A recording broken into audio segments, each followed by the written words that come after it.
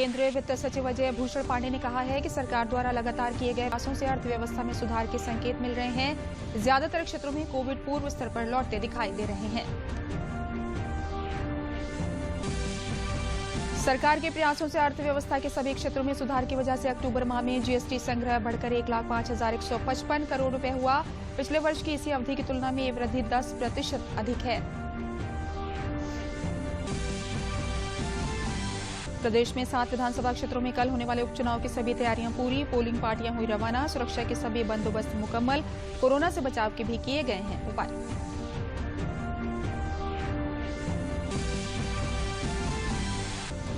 और बागपत के रमाला के सहकारी चीनी मिल के पेराई सत्र 2020-21 का सांसद डॉक्टर सत्यपाल सिंह ने किया उद्घाटन। कहा किसानों के गन्ने का समय पर होगा भुगतान।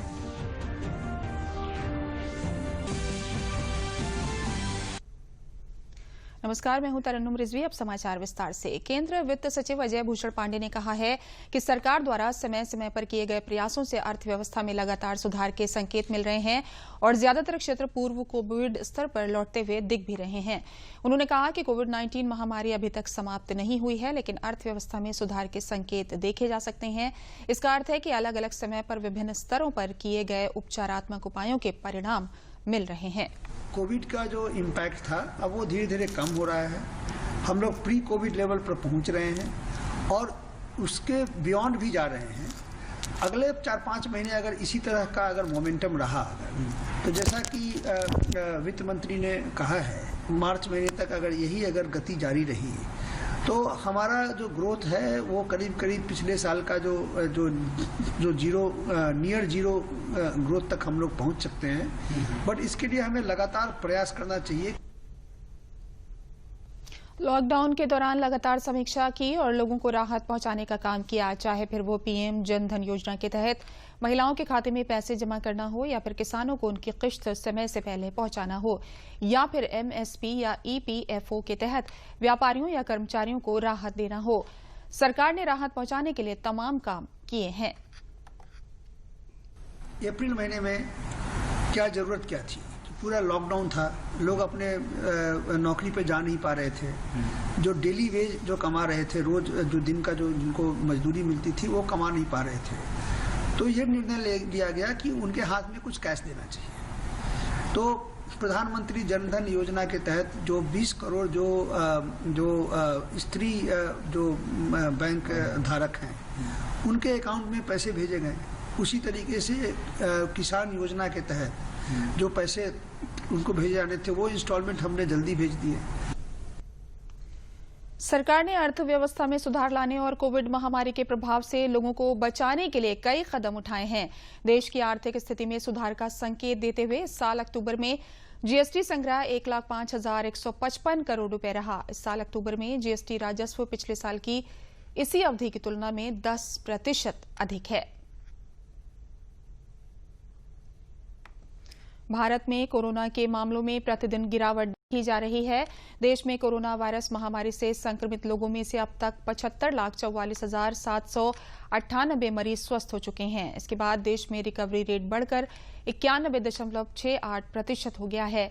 पिछले 24 घंटों में 53,285 लोग स्वस्थ हुए हैं। देश में कोविड से मृत्यु दर घटकर 1.49% रह गई है। देश में फिलहाल 5,61,908 सक्रिय मामले हैं। भारत प्रति 10 लाख आबादी पर सबसे कम मामले वाले देशों में शामिल है। प्रदेश में होने वाले विधानसभा उपचुनाव में कल होने वाले मतदान के लिए तैयारियां पूरी कर ली गई हैं। आज मतदान स्थलों के लिए पोलिंग पार्टियों को रवाना किया जा रहा है। जौनपुर के मल्हनी विधानसभा में भी उपचुनाव को लेकर 3 नवंबर को मतदान किया जाना है, जिसके लिए शीतला चौकी से पोलिंग पार्टियां रवाना की जा रही हैं। 126 बसों से 554 मतदेय स्थल पर रवाना किया जा रहा है। पोलिंग पार्टियां रवाना करते समय कोविड प्रोटोकॉल का ध्यान रखते हुए 4 हेल्प डेस्क गेट पर एवं 2 मंडियों पर बनाए गए पोलिंग पार्टी स्थल पर गोला बनाया गया है, जिस पर उनको रहना है। बूथ है, 238 सेंटर है, 71 हमारे सेंटर ऐसे हैं जो हमारे क्रिटिकल हैं। हम लोगों ने पूरा इंतजाम किया है और 126 बसों में आज पोलिंग पार्टियां अपने स्थान पर 1 बजे से 2 बजे के बीच पहुंच जाएंगी। सभी बूथों पर हमने 2 तरह की हेल्प डेस्क लगाई हैं। एक हेल्प डेस्क है कोविड से रिलेटेड, एक हेल्प डेस्क है इलेक्शन से रिलेटेड। कोविड हेल्प डेस्क पर हमारी आशा बैठेगी, थर्मल स्कैनिंग से हर एक मतदाता को देखेगी किसी को बुखार तो नहीं है।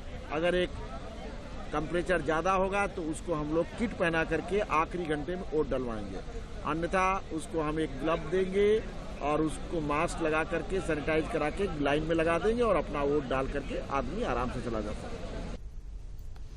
अमरोहा जिले में नौगावा सादात विधानसभा उपचुनाव में कल होने वाले मतदान के लिए सभी तैयारियां पूरी कर ली गई हैं। आज मंडी समिति स्थल से पोलिंग पार्टियां पोलिंग बूथों के लिए रवाना कर दी गई। जिला निर्वाचन अधिकारी उमेश मिश्र ने बताया कि मतदान के दौरान कोविड-19 से बचाव के लिए सभी जरूरी इंतजाम किए गए हैं। प्रत्येक पोलिंग पार्टी को सैनिटाइजर, ग्लव्स, फेस शील्ड और मास्क मुहैया कराए गए हैं। उन्होंने बताया कि मतदाताओं के लिए भी मास्क लगाना जरूरी है। ऐसे में यदि कोई मतदाता मास्क लगाकर नहीं आता है तो उसे मतदान केंद्र पर मास्क मुहैया कराए जाने की व्यवस्था की गई है।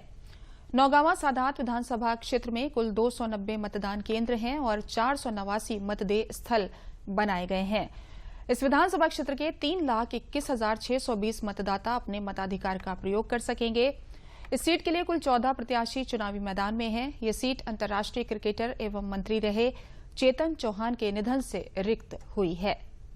पोलिंग पार्टियों को समय से यहां आने के लिए अनुरोध किया गया था। सभी पार्टियां आ गई हैं और ये प्रयास किया गया है कि सभी को अलग अलग समय दिया गया है जिससे भीड़ न हो, सोशल डिस्टेंसिंग मेंटेन हो सके और सभी पार्टियां अपने निर्धारित बसों में तैयार होकर के अपनी सामग्री लेकर के आज ही पोलिंग स्टेशन पे अपने पोलिंग बूथ पे पहुंच जाएंगे और कल सकुशल एवं शांतिपूर्ण ढंग से निष्पक्ष ढंग से चुनाव कराएंगे। सभी को ग्लव्स दिए गए हैं, पोलिंग पार्टीज को उनको मास्क दिया गया है, उनको सैनिटाइजर दिया गया है और साथ ही साथ उनको सबको फेस शील्ड भी दी गई है।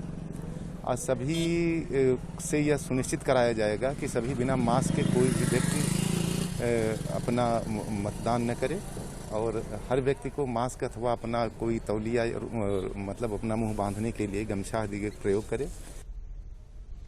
सहकारी रमाला चीनी मिल के नए पेराई सत्र का सांसद डॉक्टर सत्यपाल सिंह और जिलाधिकारी शकुंतला गौतम ने केन में गन्ना डालकर विधिवत शुभारंभ किया। मिल गेट के तौल केंद्रों पर गन्ना लाने वाले किसानों को सम्मानित किया। सांसद और डीएम ने चीनी मिल का निरीक्षण कर कहा कि चीनी मिल में आने वाले किसानों की सुविधाओं का पूरा ख्याल रखा गया है। स्थानीय सांसद डॉक्टर सत्यपाल सिंह ने इस अवसर पर कहा कि पिछले वर्ष 83 लाख कुंटल गन्ना की पेराई हुई थी। इस बार जो टारगेट है वो 86 लाख कुंटल का है। उन्होंने कहा कि मेरा विश्वास है कि उससे भी ज्यादा हमारे जो क्षेत्र का गन्ना है वो सारा गन्ना मिल पर समय पर आए और उसके साथ साथ गन्ना किसानों का भुगतान समय पर होगा। भगवान से हम सब लोगों ने प्रार्थना की है कि पेराई सत्र ठीक ठाक चलता रहे, मिल बिल्कुल व्यवस्थित रूप से काम करता रहे। जबकि पिछले वर्ष 83 लाख कुंटल की पेराई हुई थी, इस बार जो टारगेट है वो 86 लाख टन का जो है उसमें टारगेट है। मेरा विश्वास है कि उससे भी ज़्यादा हमारा जो गन्ना है क्षेत्र का वो सारा वो मिल समय पे लेगा और उसके साथ साथ समय पे लोगों का, किसानों का गन्ने का भुगतान भी समय पे होगा। अभी जो कुछ बचा हुआ है वो भी मैंने माननीय मुख्यमंत्री जी से भी इस बात के लिए मैंने निवेदन किया है और मैं सभी लोगों से निवेदन करूंगा। माननीय गन्ना मंत्री से बात हुई है, मैं उनकी तरफ से भी और अपनी तरफ से भी सब लोगों की तरफ से सभी किसानों को बहुत बहुत बधाई देता हूं और सबको जो है शुभकामनाएं देता हूं। बलरामपुर जिले में सरकारी धान क्रय केंद्रों पर तेजी देखी जा रही है। जिले में धान क्रय केंद्र के 29 केंद्र बनाए गए हैं। जिलाधिकारी कृष्णा करुणेश द्वारा सभी केंद्रों पर जिला स्तरीय नोडल अधिकारी तैनात किए गए हैं जो धान खरीद पर नजर रख रहे हैं। जिले में 15 अक्टूबर से शुरू हुई धान खरीद में 12,000 मीट्रिक टन लक्ष्य के सापेक्ष 31 अक्टूबर 181 मीट्रिक टन से अधिक खरीद अब तक हो चुकी है। 72 घंटे में किसानों के खाते में भुगतान भेजा जा रहा है। किसानों ने बताया कि बाहर प्राइवेट खरीद पर जहां 1,000 से 1,200 रुपए कुंतल धान बिक रहा है, वो सरकारी केंद्र पर 1,886 का लाभकारी मूल्य सरकार द्वारा दिया जा रहा है। भैया, मेरा नाम पवन कुमार सिंह है। मैं सरकारी क्रय केंद्र पर अपना धान बेचने लाया हूं। यहां से पूर्ण रूप से संतुष्ट हूं। क्या समुचित व्यवस्था है, भुगतान समय से 72 घंटे के अंदर मिल रहा है। हम लोग पूर्णतः संतुष्ट है इस केंद्र से। मेरा नाम मोहम्मद सिद्दीक है, गौरी डकही के रहने वाले हैं। हम लोग धान बेचने यहाँ आए हैं सरकारी रेट के दाम पे, इधर उधर नहीं भाग रहे हैं। यहाँ बाहर तो 1000-1200 रुपये में बिकता है, यहाँ 1868 रुपये में बिकता है। मेरा नाम मनोज कुमार सिंह है, ग्राम सभा शहरीवा खैरानिया। सरकारी क्रय केंद्र पे धान लेकर आया हूँ। यहाँ की व्यवस्था बहुत अच्छी है और बनिए के हाथ बेचने से वहाँ 1000 रुपये 1200 रुपये कुंटल बिकेगा और यहाँ 1868 रुपये पर क्विंटल आपको मिलेगा। 72 घंटे के अंदर भुगतान मिलेगा आपको। देखिए, इस बार जो है सरकारी जो MSP है बहुत अच्छी है। 1868 रुपये प्रति क्विंटल किसानों को दिया जा रहा है और खरीद हेतु यहाँ 29 केंद्र बनाए गए हैं, जिसमें PCF के 23 केंद्र हैं, शेष 6 केंद्र खाद्य विभाग के हैं। 12,000 MT हमको कार्यकारी लक्ष्य दिया गया है, जिसके सापेक्ष खरीद हमारी ठीक चल रही है, किसानों में उत्साह है। आयुष्मान भारत योजना से लोगों को बड़ा लाभ मिल रहा है। हाथरस जिले में करीब 73,000 गोल्डन कार्ड बन चुके हैं और लगभग 4,000 लोग इसका लाभ ले चुके हैं। योजना से लाभान्वित हुए लाभार्थियों ने बताया कि ये योजना गरीबों के लिए बेहद लाभदायक है। जनपद के निवासी सुरेंद्र ने बताया कि वो अपने परिवार के साथ बाहर जा रहे थे कि उनका एक्सीडेंट हो गया। इस योजना के तहत उनका और उनकी पत्नी का निःशुल्क उपचार किया जा रहा है। आयुष्मान योजना के district program coordinator doctor Prabhas Singh ने बताया कि जिले में 73,000 गोल्डन कार्ड बन चुके हैं।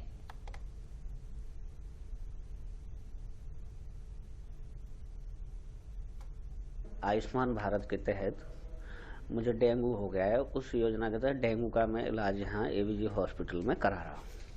कैसी योजना? बहुत अच्छी योजना है। आयुष्मान का इलाज चल रहा है हमारा ABG हॉस्पिटल में।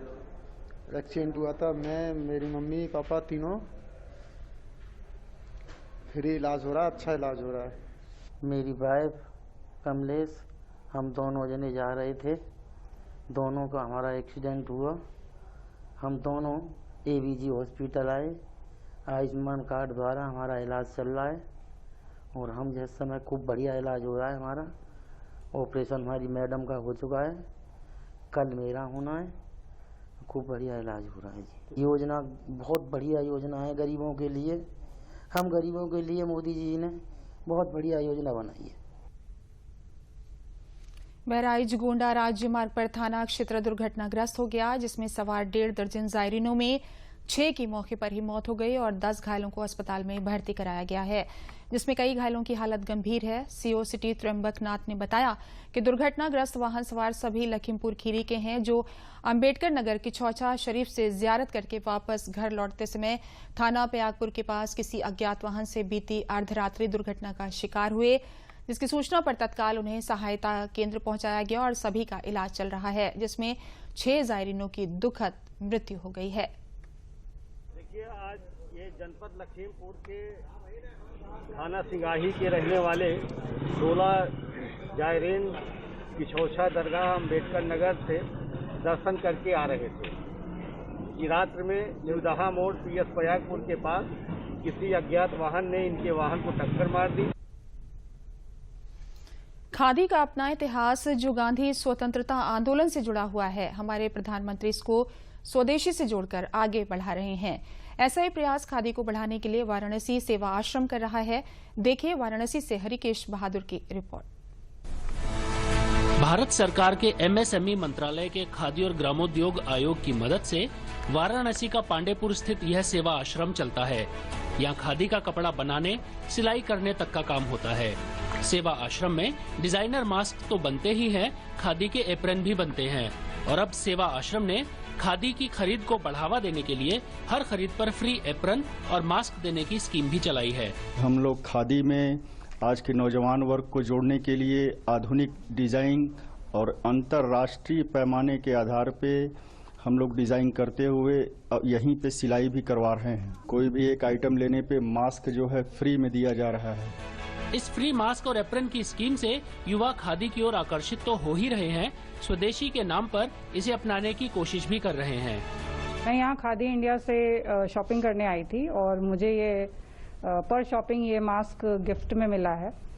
इतने स्टाइलिश और कंफर्टेबल मास्क मिले हैं यहाँ पे, मैं और खरीदूंगी और प्लस पूरे एक सेट के साथ यहाँ पे एक एप्रन फ्री का स्कीम चल रहा है जिसका फायदा हम सभी उठा रहे हैं। खूबसूरत डिजाइन और खादी के सुंदर कपड़े यहाँ सेवाश्रम में खूब हैं, जो प्रधानमंत्री के संसदीय क्षेत्र से ही स्वदेशी को बढ़ाने का काम बखूबी कर रहे हैं। जो साइज का भी कपड़ा बना रहे हैं ये डिजाइनर, युवाओं को आकृष्ट करने के लिए मास्क फ्री दे रहे हैं, महिलाओं को आकृष्ट करने के लिए एप्रन फ्री दे रहे हैं। और मोदी जी की जो सोच है आत्मनिर्भर भारत की, लोकल से ग्लोबल की और लोकल से वोकल की, उसको भी बनारस से ही ये संदेश दे रहे हैं पूरे देश को कि कैसे हम खादी को पहने, खादी को अपनाएं और आत्मनिर्भर बने। कैमरा पर्सन पूजा सिंह के साथ doctor Harikesh Bahadur Singh Gautam, DD news, Varanasi.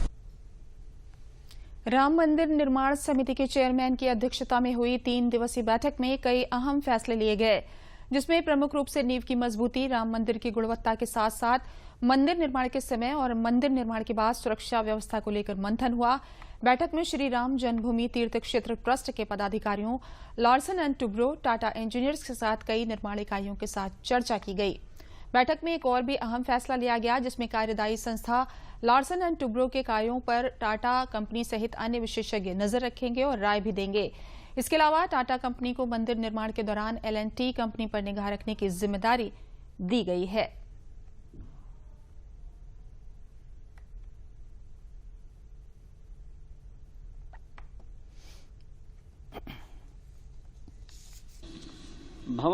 मंदिर निर्माण के दौरान, मंदिर निर्माण के पश्चात उस परिसर और भगवान की सुरक्षा के लिए क्या किया जाना चाहिए, आज क्या है, इस पर विचार विमर्श हुआ। लार्सन टुब्रो, टाटा इंजीनियरिंग और गोविंद देव गिरी जी ने अक्षरधाम के सन्यासी के साथ बात की, जिनका काम ही मंदिर बनवाना है। और हमारी ओर से भी एक इंजीनियर श्री जगदीश आफले, इन्होंने खूब विचार विमर्श किया। IIT चेन्नई और central building research institute Roorkee, CBRI Roorkee, इनकी पूरी टीम यहाँ उपस्थित थी।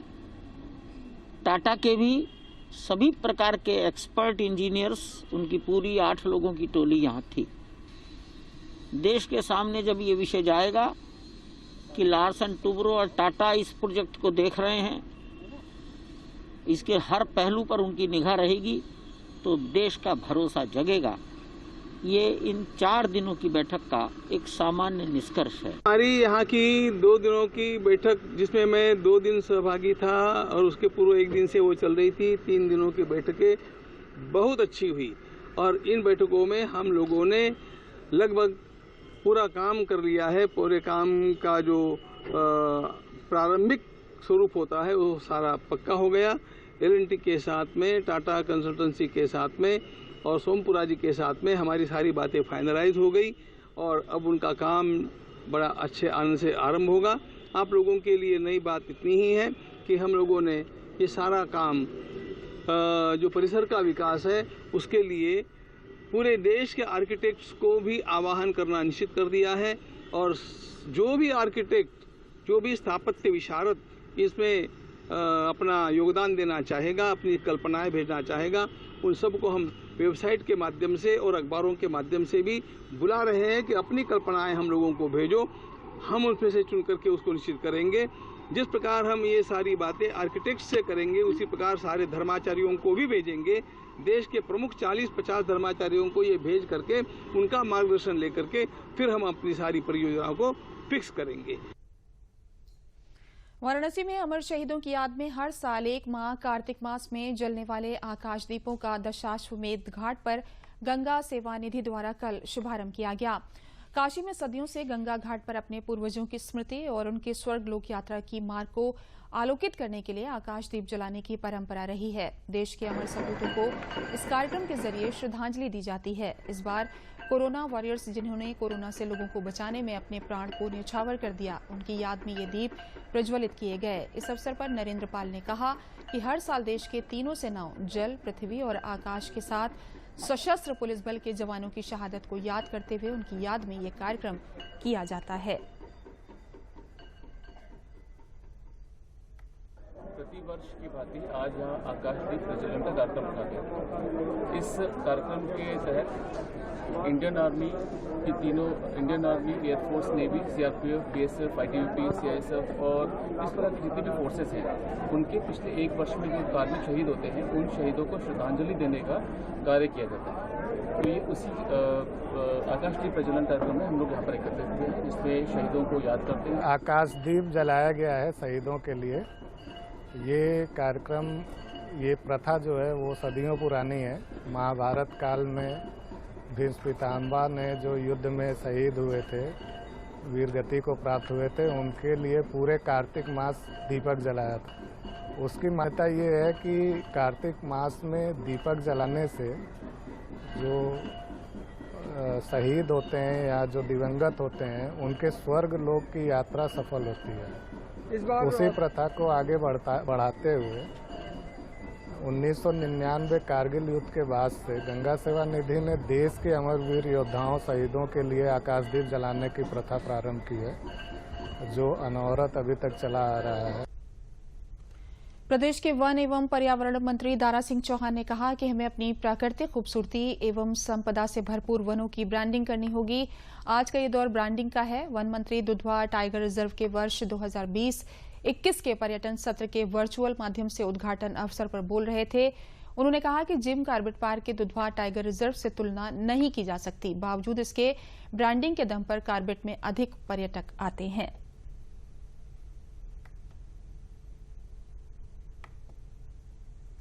अच्छी ब्रांडिंग करते हैं अपने जंगलों का, तो बस वो तो आपके माध्यम से ये संदेश जाना चाहिए कि हम सारे लोगों का दायित्व, ये जिम्मेदारी है।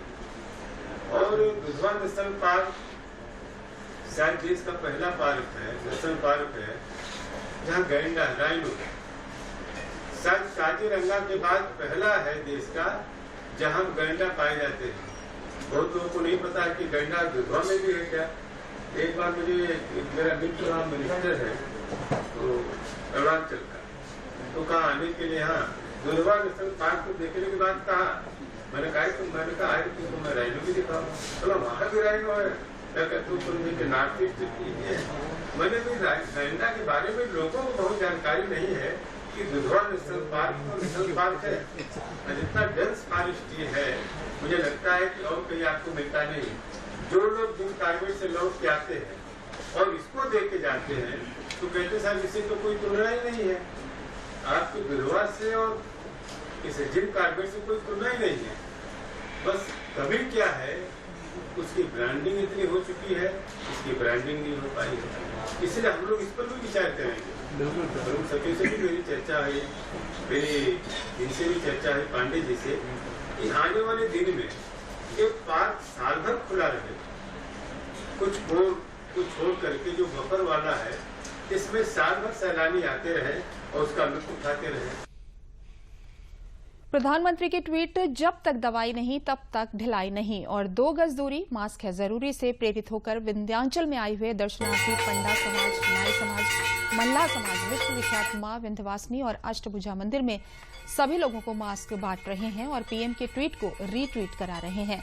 मिर्जापुर में मां विंध्यवासिनी के मेले में और पूर्णिमा मेले में बहुत जोर शोर से इसका पालन कराया जा रहा है। नगर विधायक रत्नाकर मिश्रा की आईटी टीम भी लोगों से ट्वीट करा रही है।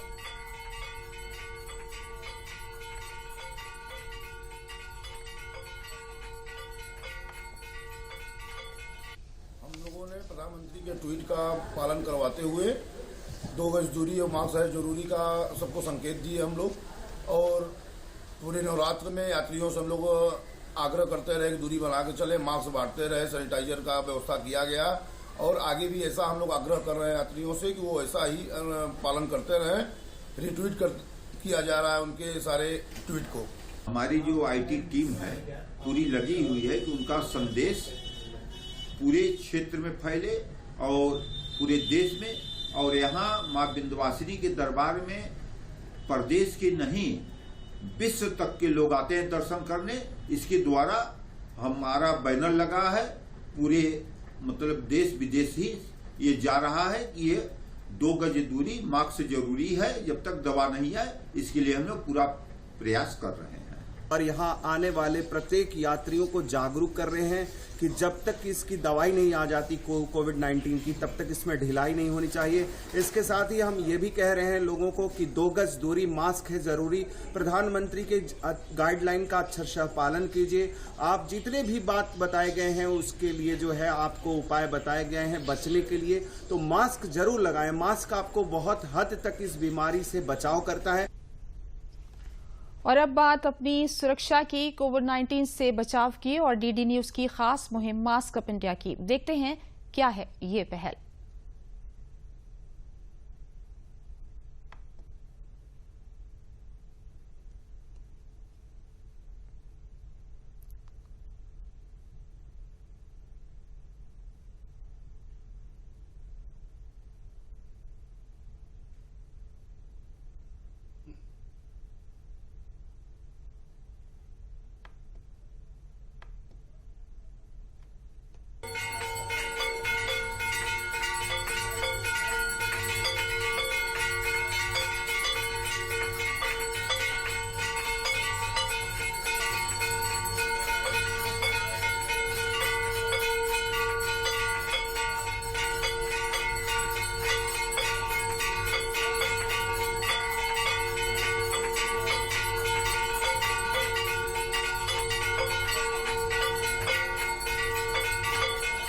हम लोगों ने प्रधानमंत्री के ट्वीट का पालन करवाते हुए 2 गज दूरी और मास्क है जरूरी का सबको संकेत दिए हम लोग। और पूरे नवरात्र में यात्रियों से हम लोग आग्रह करते रहे कि दूरी बना के चले, मास्क बांटते रहे, सैनिटाइजर का व्यवस्था किया गया। और आगे भी ऐसा हम लोग आग्रह कर रहे हैं यात्रियों से कि वो ऐसा ही पालन करते रहे। रिट्वीट किया जा रहा है उनके सारे ट्वीट को। हमारी जो IT टीम है पूरी लगी हुई है कि उनका संदेश पूरे क्षेत्र में फैले और पूरे देश में। और यहाँ माँ विंध्यवासिनी के दरबार में प्रदेश के नहीं विश्व तक के लोग आते हैं दर्शन करने। इसके द्वारा हमारा बैनर लगा है, पूरे मतलब देश विदेश ही ये जा रहा है कि ये 2 गज दूरी, मास्क जरूरी है, जब तक दवा नहीं आए इसके लिए हम लोग पूरा प्रयास कर रहे हैं। और यहाँ आने वाले प्रत्येक यात्रियों को जागरूक कर रहे हैं कि जब तक इसकी दवाई नहीं आ जाती कोविड-19 की, तब तक इसमें ढिलाई नहीं होनी चाहिए। इसके साथ ही हम ये भी कह रहे हैं लोगों को कि 2 गज दूरी, मास्क है जरूरी। प्रधानमंत्री के गाइडलाइन का अक्षरशः पालन कीजिए। आप जितने भी बात बताए गए हैं उसके लिए जो है आपको उपाय बताए गए हैं बचने के लिए, तो मास्क जरूर लगाएं। मास्क आपको बहुत हद तक इस बीमारी से बचाव करता है। अंत में प्रमुख समाचार एक बार फिर।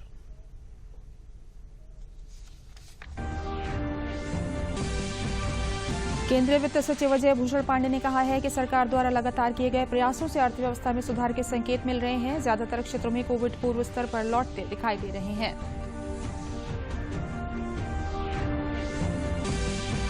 सरकार के प्रयासों से अर्थव्यवस्था के सभी क्षेत्रों में सुधार की वजह से अक्टूबर माह में जीएसटी संग्रह बढ़कर 1,05,155 करोड़ रुपए हुआ। पिछले वर्ष की इसी अवधि की तुलना में ये वृद्धि 10% अधिक है। प्रदेश में 7 विधानसभा क्षेत्रों में कल होने वाले उपचुनाव की सभी तैयारियां पूरी। पोलिंग पार्टियां हुई रवाना। सुरक्षा के सभी बंदोबस्त मुकम्मल। कोरोना से बचाव के भी किए गए हैं उपाय।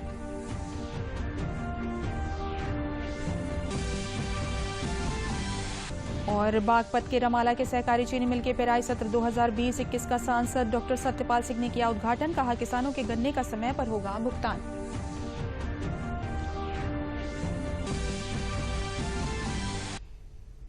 इसी के साथ समाचार समाप्त हुए। नमस्कार।